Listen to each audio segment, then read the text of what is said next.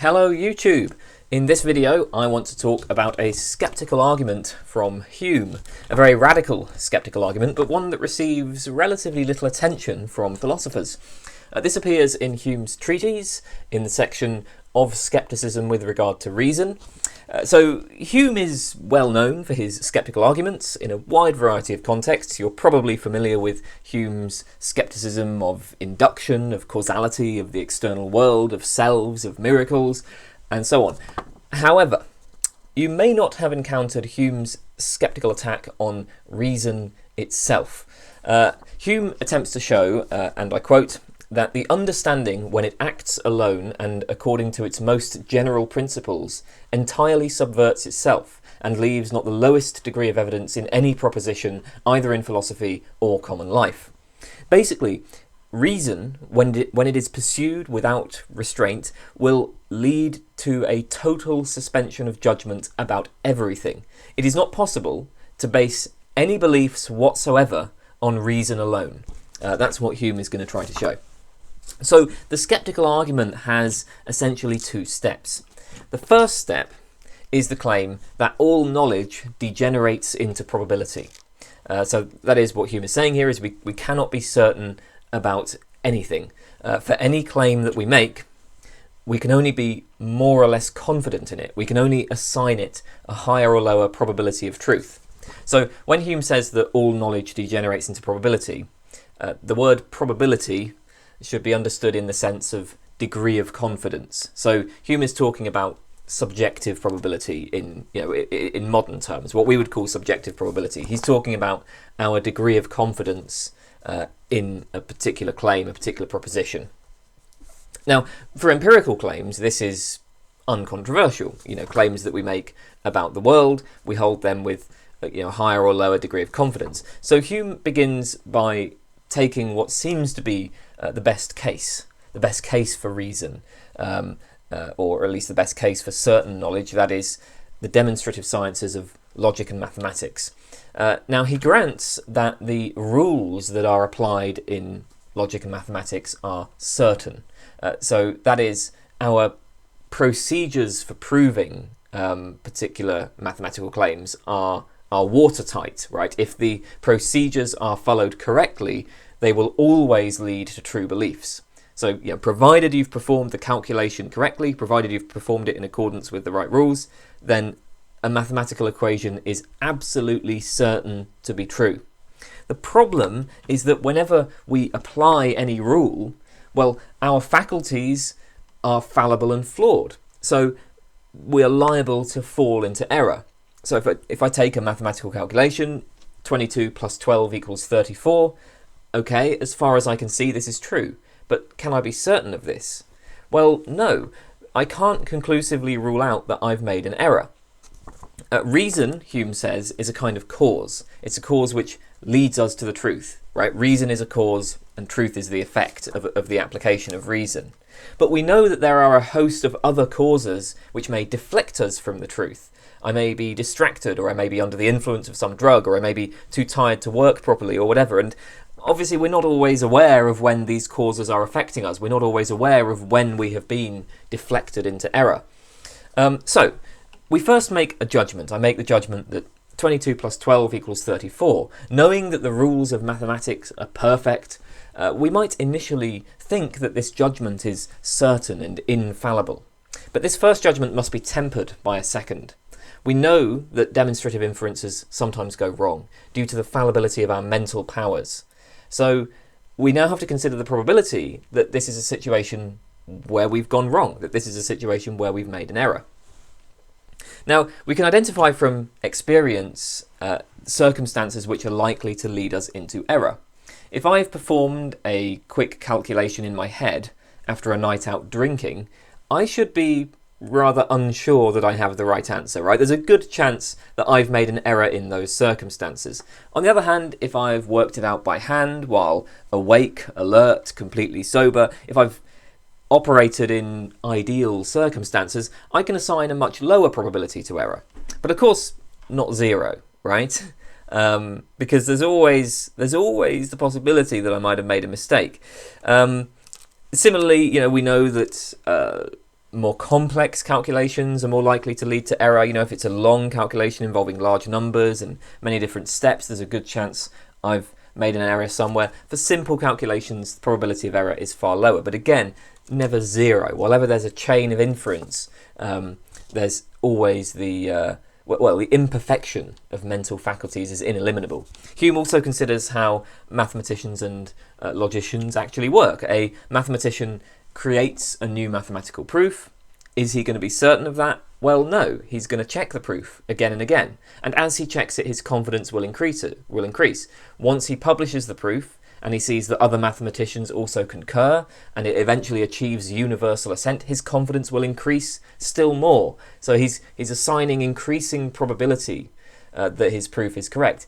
But he never passes from probability into certainty, because maybe he keeps making the same mistakes. Maybe the other mathematicians keep making the same mistakes too, or maybe there's some fault in the calculator or whatever tools he was using, or whatever, right? However improbable we judge these scenarios to be, we can't rule them out.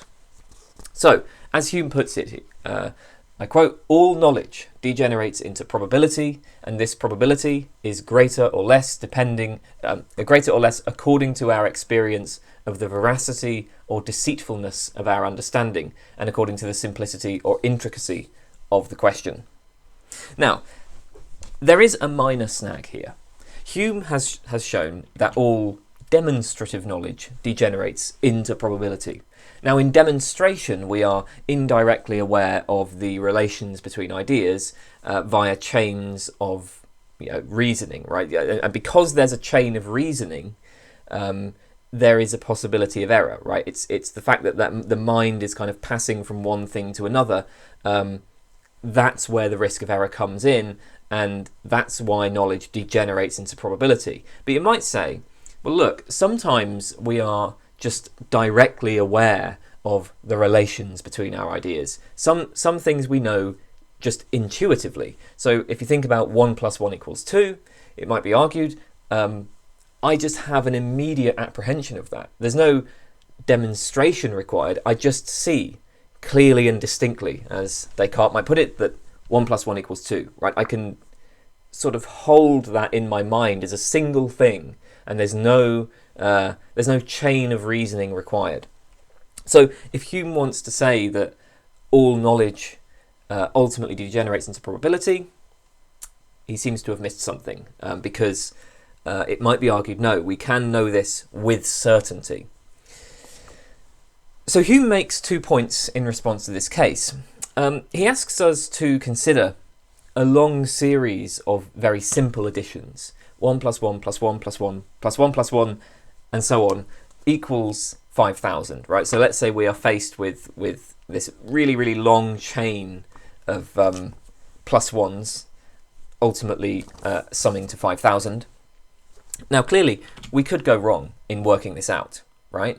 That's surely uncontroversial. So now Hume makes 2 points. He says, well, first, we could remove one at a time an addition from this chain, right? So rather than having 5,000 ones, we could have 4,999 ones, and then 4,998 ones, and so on. Now, each time we reduce the length of this long chain, there's going to be less opportunity for error. So our confidence that we have not made any errors will increase. But we can never make, right, no matter how short we go, we can never make the leap from high confidence to certainty, because Hume thinks that certainty is something fundamentally different from probability. We can't achieve certainty through gradual increases in confidence, right? So probability and certainty are fundamentally different. They do not gradually transition into each other.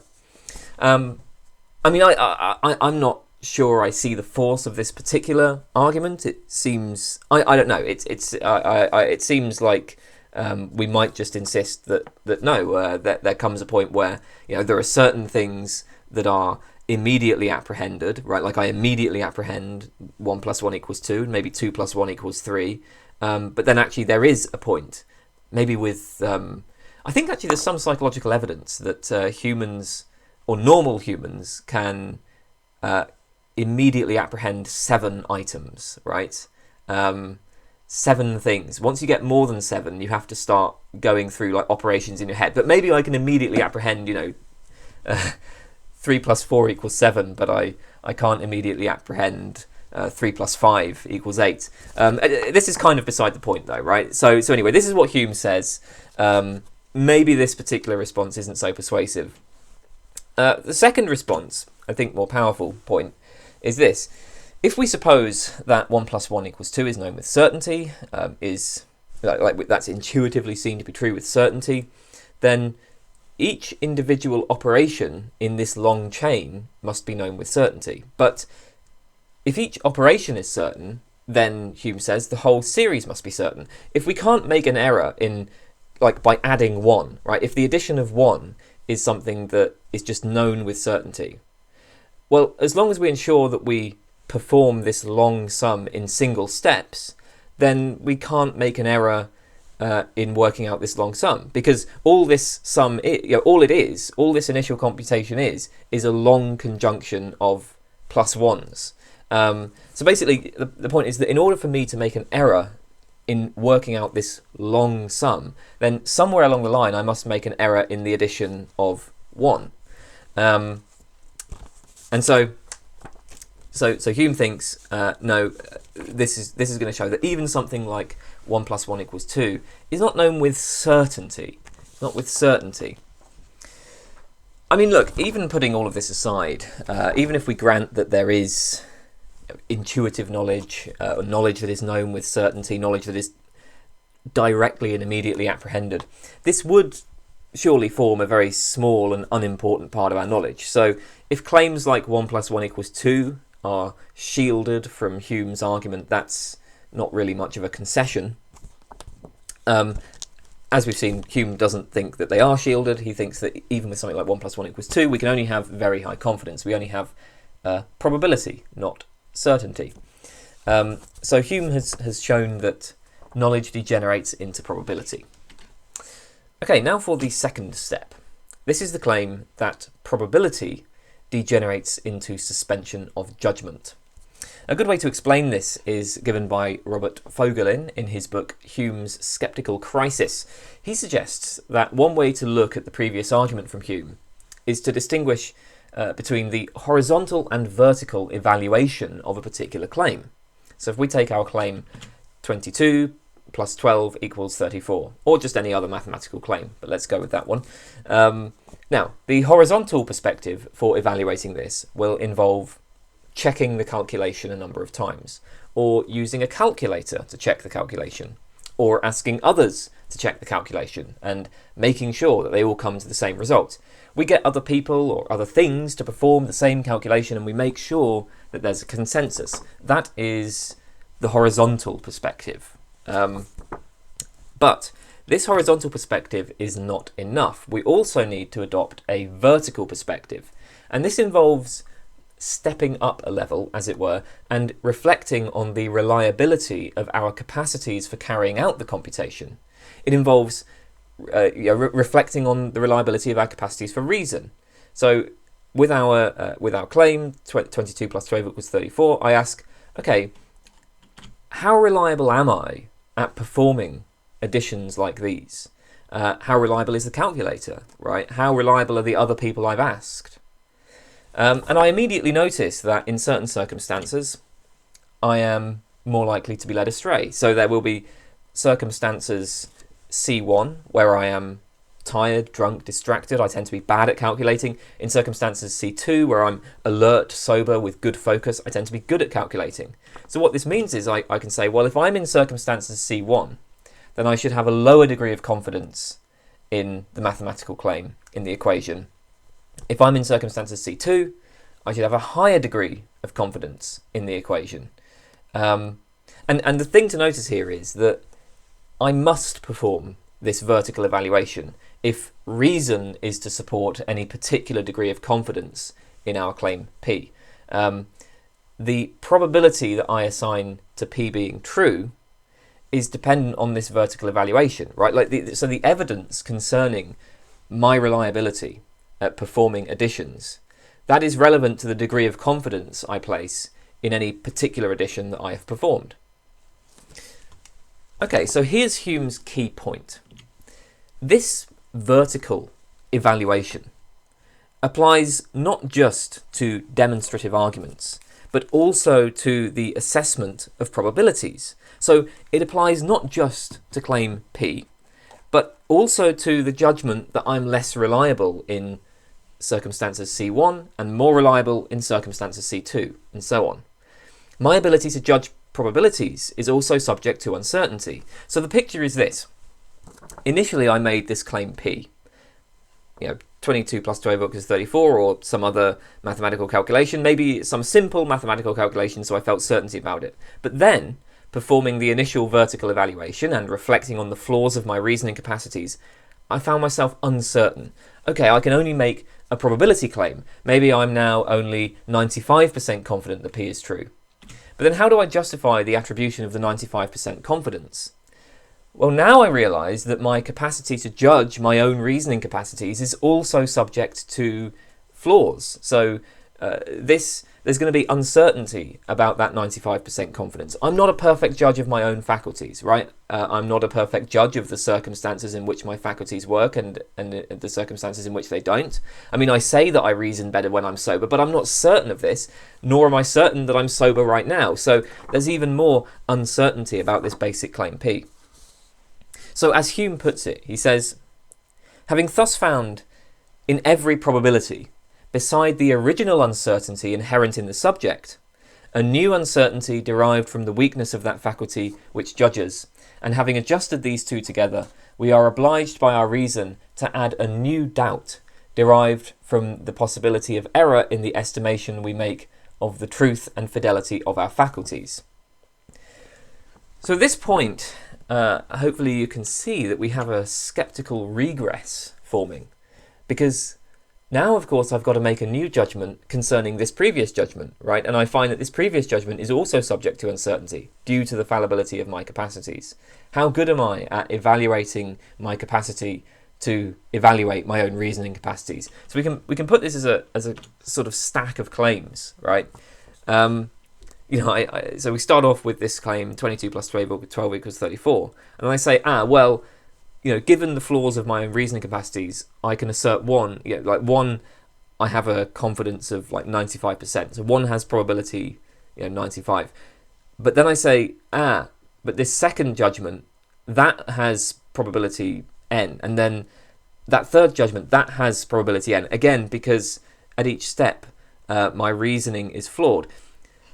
So in order to have any confidence in this first judgment, in order to have any confidence in the claim that 22 plus 12 equals 34, we need to make step 2. We need to go to step 2. We need to assess our reliability at making such judgments. But then in order to have any confidence in step 2, we need to make step 3, and so on. And with each step, the uncertainty around the original claim increases. So uncertainties pile upon uncertainties, till at last there remain nothing of the original probability, however great we may suppose it to have been, and however small the diminution by every new uncertainty. Now, it's important to note that Hume is not claiming that with each step the probability of the original claim becomes lower, right? So Hume's not saying, okay, we start off with a probability of 95% and then this reduces down to 0 or approaches 0. After all, if we assign a claim the probability of 0, that would just be to say that the claim is false. But we don't know it's false. We end up suspending judgment. So I think just to make this clear, as Hume sees it, the situation is this: we start off by making some claim P. Initially, there may be no probability judgment associated with this. We just say P, right? If this is a mathematical calculation, we may think that P is known with certainty. But then we reflect on our rational capacities and we see, okay, we've got to make a probability claim because our rational capacities are flawed. We may still be very confident. So we might say, I'm 90% confident that P. But now we reflect on our ability to make reliable probability judgments, and we see, again, there's a margin of error here.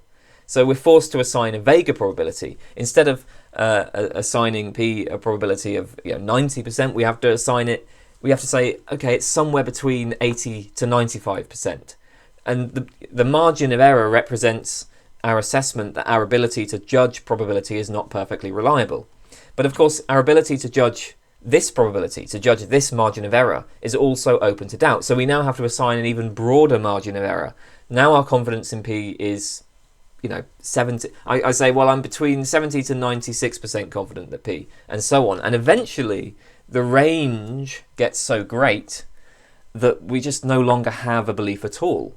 Right? We can no longer say what our degree of confidence in P is. It's just this kind of vague, fuzzy range from 0.1 to 99.9%. Right? That's not a belief. We have just suspended judgment. Another thing to notice about this actually is that as we step up to these higher levels, we fairly quickly run out of data concerning how well we have performed in tasks like this. So I've got a lot of data about how well I've performed in making calculations. On this basis, I might make a probability judgment. But how much data do I have concerning how well I make these probability judgments? Maybe some, but I mean, this isn't something I think about too much, right? And so once we get to these higher levels, we fairly quickly lose any grasp of how to assign probabilities. So actually, the extreme uncertainty that Hume is describing here, this comes pretty quickly. So those are the two steps of Hume's skeptical argument against reason. First, all knowledge reduces to probability, because every judgment concerning X must be corrected by a further judgment concerning the reliability of our judgments about X. But second, all probability reduces to nothing, to suspension of judgment. Because this vertical evaluation, right, that the fact that every judgment concerning X has to be corrected by a further judgment about the reliability of our judgments about X, that vertical evaluation, that leads to an infinite regress. That's applied again and again and again, and with each step of the regress, there's an increase in uncertainty, an increase in the margin of error. And so there is a continual diminution in our confidence that we have in any of our beliefs. Thus, says Hume, all the rules of logic require a continual diminution and at last a total extinction of belief and evidence. Now, just in case anything here is unclear, I will state the argument in a slightly different way. You can skip this part if you feel you have a good grasp of Hume's reasoning. But Robert Vogelin, in his book Hume's Skeptical Crisis, he gives a nice intuitive example of how Hume's argument works. And so I just want to go through that, as I say, just in case there's anybody who's still a bit confused. So Vogelin says, consider the following game. Computations are flashed briefly on a screen, equations are flashed briefly on a screen, and players viewing the screen are asked to say whether or not the equation is true. A correct answer will gain them 1 point, an incorrect answer will lose them 2 points, or they can pass, and they will not win or lose any points. By the end, the player with the most points is awarded a prize. Now, if I'm a player in this game, my willingness to bet will reflect my confidence that I have the correct answer, that I know whether the equation is true or false. Now, suppose I see some long division, and this strikes me as being true. I do a quick calculation in my head and I decide that it's true. So I think, okay, I'll bet that it's true and I'll gain a point. This is level 1.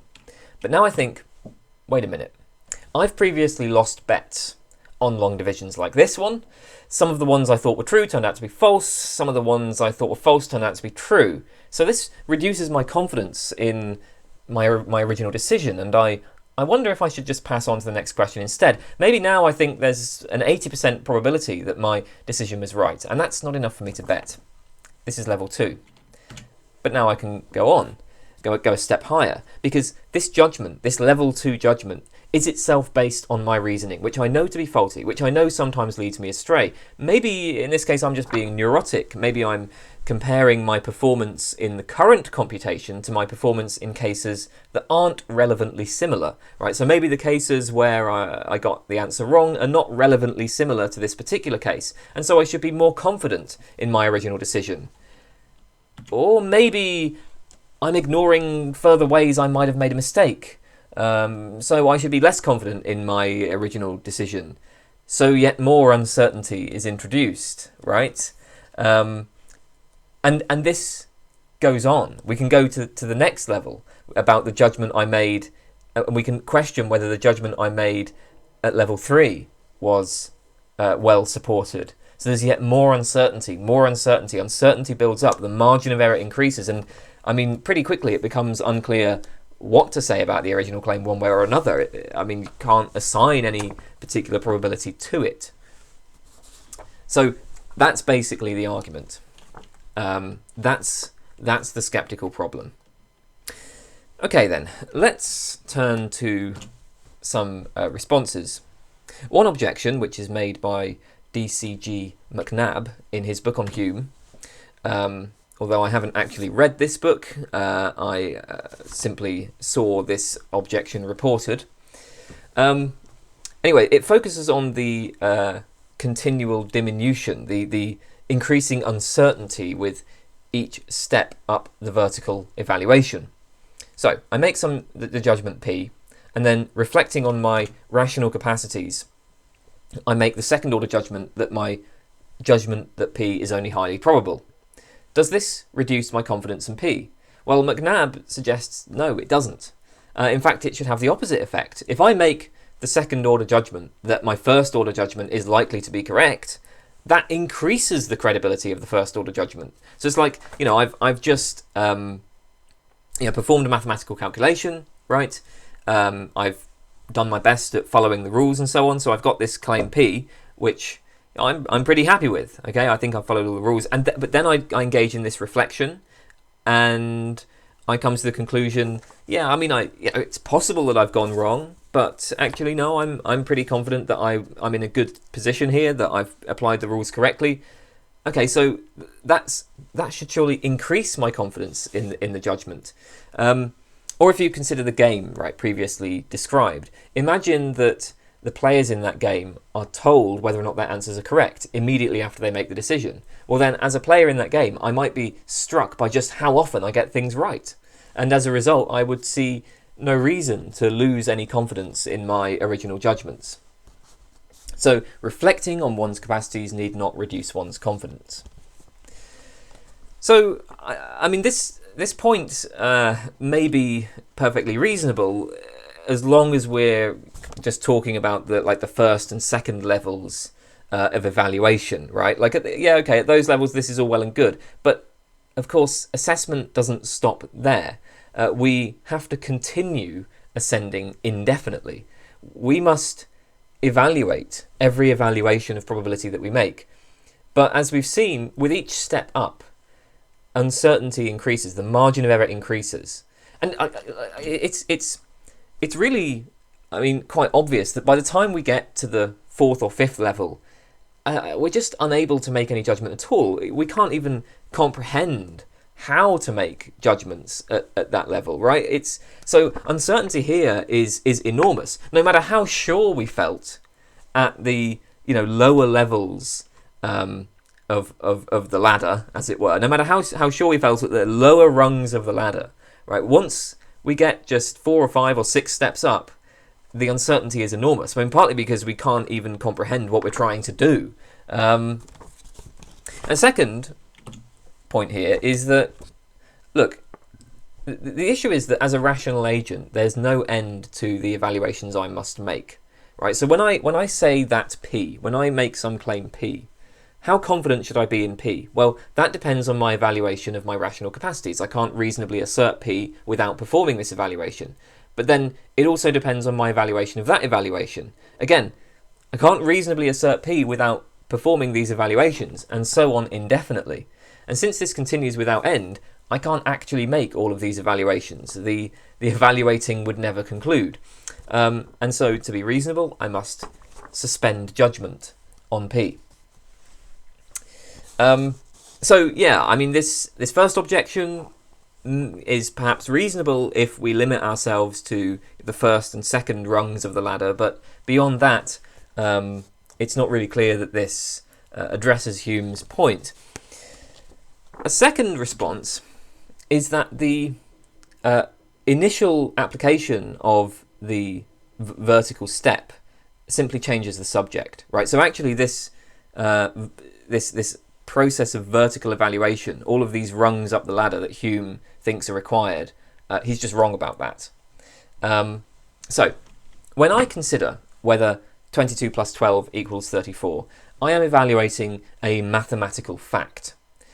When I consider the reliability of my capacity to perform mathematical calculations, I am considering questions about my reliability, my fallibility, my psychology. I'm considering psychological facts. And no answer to psychological questions can change the answer to a question about mathematics. Questions of mathematics and questions of psychology are simply different subjects. So here's another way to look at it. I perform a mathematical calculation, I end up with some claim P, and I assign this a probability of 1 because I think it's true. Now I reflect on my ability to make such assignments. Perhaps I decide that I'm often unreliable, so I assign a probability of 0.7 to the proposition that my initial assignment was correct. But these are two different probabilities, right? We've got, so, proposition A, the probability of P is 1, proposition B, the probability of A is 0.7. No matter how uncertain I am about my ability to calculate probabilities, right? If a proposition has a given probability, well, that's the probability it has. So the primary response to this is that it just confuses objective probabilities with subjective probabilities. It confuses the objective probability of a proposition with our degree of confidence in the proposition. So we're dealing with degrees of confidence in this argument. An obvious indication that we are dealing with degrees of confidence, not with objective probabilities, is, if we're talking about objective probability, a mathematical claim must have the objective probability of 0 or 1, right? Mathematical truths are necessary truths, so you'd assign it either 0 or 1. It wouldn't have some probability in between them. For Hume, when he's talking about probability, he means subjective confidence in one's beliefs. Hume is arguing that the vertical evaluation leads to a total loss of confidence in our beliefs. It doesn't change the objective probability of a proposition, right? It's just that we won't have any idea. We won't be able to reasonably hold any beliefs about what the objective probability of a proposition is. That's what Hume is talking about. Now, it seems completely uncontroversial that reflecting on one's capacity to perform mathematical calculations will bear on the confidence in the beliefs formed as a result of performing such calculations. I mean, this is perfectly commonsensical. So if you imagine that Frank and Vincent are out at a restaurant, Vincent does a quick calculation of the cost of the order. He confidently announces it, and then he begins taking out his money, to pay his half. But then Frank says, "Well, wait a minute. Are you sure? You've been wrong about this many times before."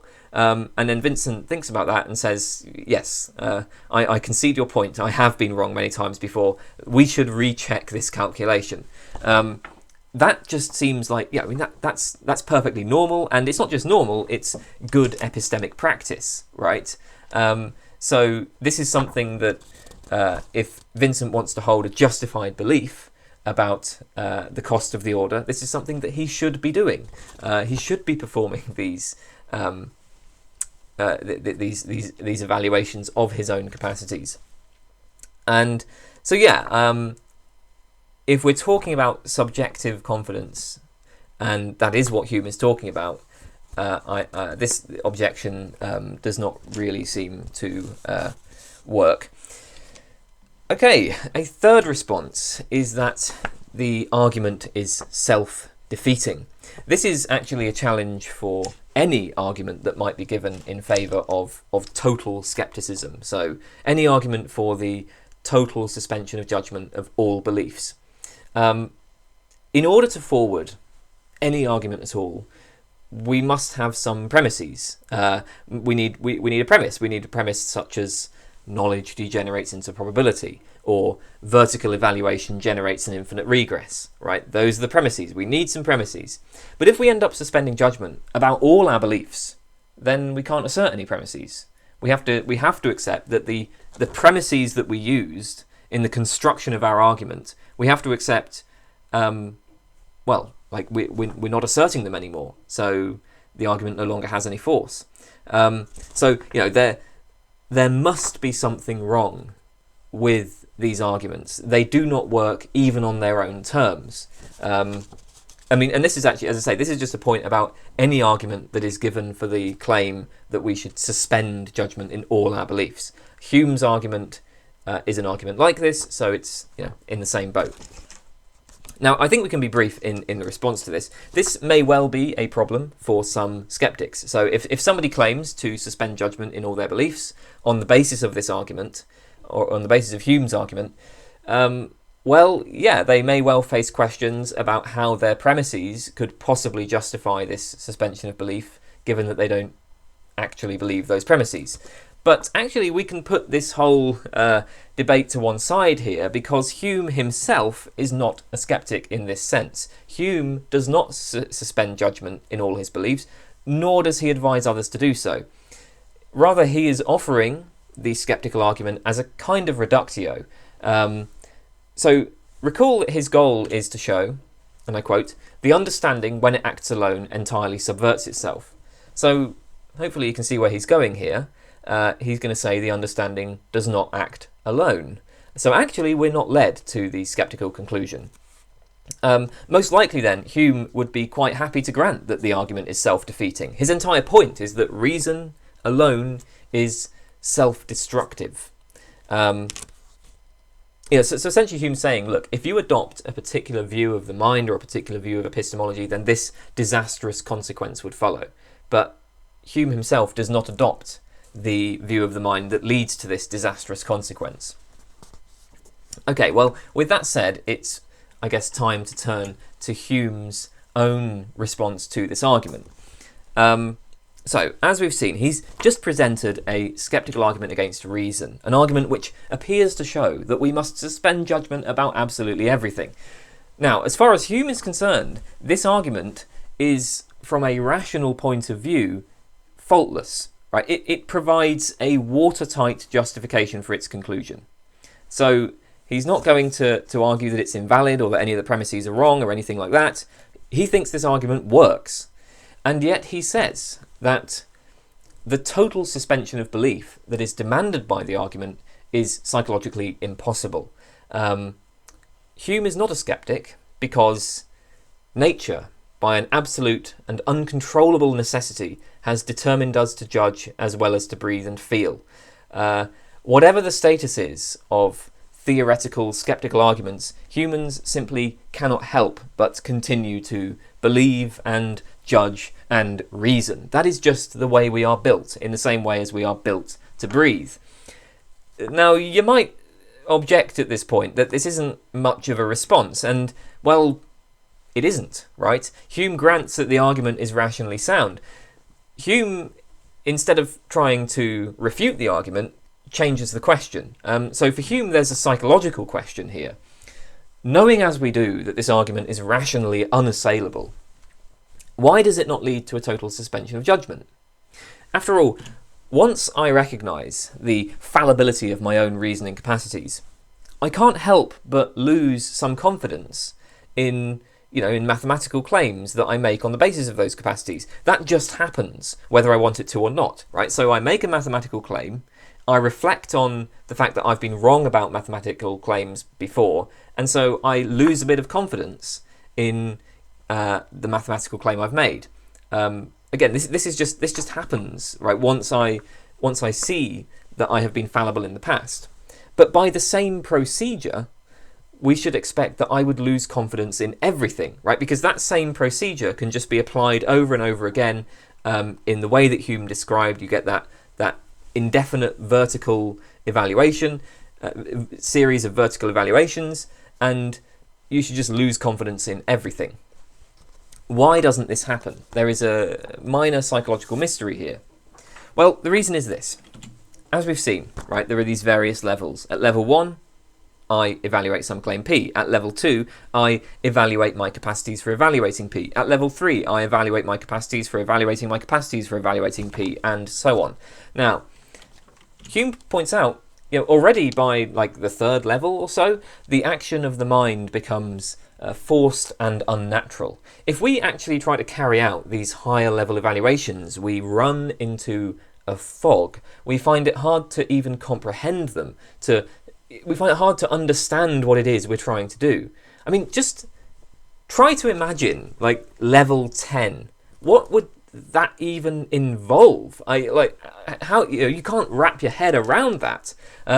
So we cannot in practice actually carry out this ascending series of evaluations, because very quickly, right, it stops, right? The mind just can't get round it anymore. It can't make sense of what it's being asked to do. If we could do this, then total suspension of judgment would be the result. But that's not how our minds work. For levels 1 and 2, by contrast, our ideas are vivid. Our reasoning is clear. We are influenced by previous tradition and by previous habits. I know how to perform a calculation, and I have a clear judgment of this particular calculation. So somebody says to me, what's 22 plus 12? I can work that out in my head. My mind knows what to do, and as it goes through the steps, everything is very clear, everything is vivid. So I form a belief. And then, of course, if I'm asked to reflect on the fallibility of my rational capacities, I have clear memories of being wrong about this kind of thing in the past, which may lower my confidence in my initial judgment. I mean, furthermore, I can clearly see how the pieces of evidence connect to probability judgments. So when I judge that P, and then I recall being wrong in the past about similar judgments, that recollection imposes itself on me with quite a lot of force, and it pushes me to lower my confidence. But then, when I consider that I was wrong in the past only when I was drunk or tired, but right now I'm sober and alert, again, that imposes itself on me and it raises my confidence. It just so happens that because of the way our minds are constituted, reasoning at higher levels does not impose itself on us with such force. Indeed, we lose track of the higher levels very quickly. So once we get to level 3 or 4, the reasoning it's just not as forceful. And once we get to level 5, 6, 7, we have no idea what it is we're trying to do. So what saves us from skepticism is what Hume himself calls a seemingly trivial property of the fancy, seemingly trivial property of the mind that we just have great difficulties comprehending increasingly abstract views of things. The answer for Hume is this: rational principles cannot in themselves ground belief. If rationality were pursued alone without restraint, it would lead to total suspension of judgment. But of course, that's not the case. Nor should anybody desire that it be the case, because it would be utterly paralysing, right? If you just had to suspend judgment about absolutely everything. You just wouldn't have any beliefs. It would be paralysing. So this isn't something anybody should want. But regardless of whether or not you want it, it's not the case. That's not how minds work. Instead, beliefs are derived partly from custom or habit, from emotion, I guess, from other non-rational factors. Custom, habit, that's Hume's term for the principles of association, the principles that govern the operation of our minds. So, our minds simply have certain propensities to form particular beliefs in response to particular inputs. So anyway, but belief cannot be destroyed by reason, because there's more involved than reason. In the case of the ascension of vertical evaluation, well, at a certain point, just a couple of levels usually, we simply stop ascending further, partly because we lose interest, partly because the reasonings at higher levels do not impose upon us so strongly, partly because we lose the ability to comprehend the further levels. Hume summarises his goal here. He says, "My intention is only to make the reader sensible of the truth of my hypothesis, that all our reasonings concerning causes and effects are derived from nothing but custom, and that belief is more properly an act of the sensitive than of the cogitative part of our natures." Later he adds, "If belief, therefore, were a simple act of the thought, without any peculiar manner of conception, or the addition of a force and vivacity, it must infallibly destroy itself, and in every case terminate in a total suspense of judgment. When reason functions alone, it undermines itself. So our practice of inquiry require the input of more than simply reason alone. Hume's goal then is to attack a kind of what you might call a sort of intellectualist model, or a rationalist model of epistemology and the functioning of the mind. According to this model, beliefs are, or ought to be, governed only by principles of reason. This involves the application of logic, apportioning of beliefs to the available evidence, and so on. Now, obviously, we might interpret reason in many ways here, but whatever we take the principles of reason to be, Hume expects we're going to face this skeptical disaster, because surely the reasonable inquirer will accept the two steps of the skeptical argument. After all, one of the pieces of evidence that bears on a belief will be your judgment about your reliability in forming such beliefs. So if you're going to apportion your beliefs to the evidence, you have to consider that evidence. But then that's going to lead to this infinite regress of vertical evaluations and total suspense of judgment. Reason alone leads to total skepticism, so reason must be constrained. Now, if you know Hume, you'll already be familiar with this kind of position with respect to inductive reasoning and causality. It is custom or habit, not reason, that leads our minds to expect the future to conform to the past. Reason cannot justify the belief that the future will be like the past, so custom fills the gap. When we make inductive inferences to the future, reason alone cannot guide us, and in the skeptical argument concerning reason, Hume tries to show that the same thing holds even with respect to the demonstrative sciences, even with respect to mathematics and logic. There is no domain of inquiry that can be governed by reason alone. Now, it is important to note, right, Hume is not rejecting reason. He's not rejecting principles of rationality. He's quite happy to accept that, as a general rule, we ought to re-evaluate our assessments of probabilities in the light of our evaluation of our own rational capacities. That's a very useful rule. Without it, we would all be worse off. So, if we're making an important judgment, if we're trying to, if this particular mathematical equation is really important for some reason, and if we have the time available, it's worth ascending to the next level and considering how reliable we are at making such judgments, considering how reliable other people are, considering how reliable the calculator that we're using might be, what the chances are of its having some sort of fault, and so on. And perhaps we could ascend to the next level after that as well, but that can't continue indefinitely, and there is no non-arbitrary place to stop. So non-rational factors enter somewhere and put a stop to it. Right, well, there you go. That's Hume's skeptical argument concerning reason. And that is all for today. So thanks for watching. Goodbye.